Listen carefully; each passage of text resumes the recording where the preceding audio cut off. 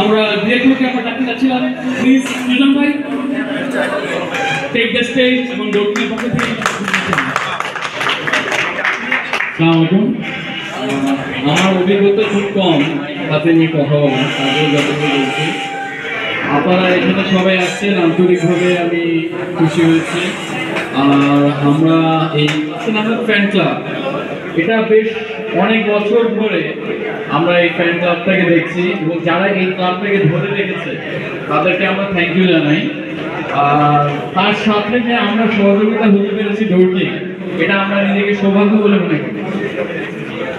তো যাই হোক, আজকের অনুষ্ঠানটা আমি আশা করি যে আরো সুন্দরভাবে হোক।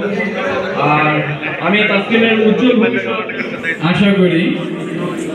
আমাদের এই সবকিছুর আজকে বাংলাদেশ টিমের মধ্যে তার অনেক বড় অবদান রয়েছে, তার জন্য আমরা তার কাছে সবসময় কৃতজ্ঞ হয়ে থাকি। তার জন্য আরেকটা তালি হয়ে যাক।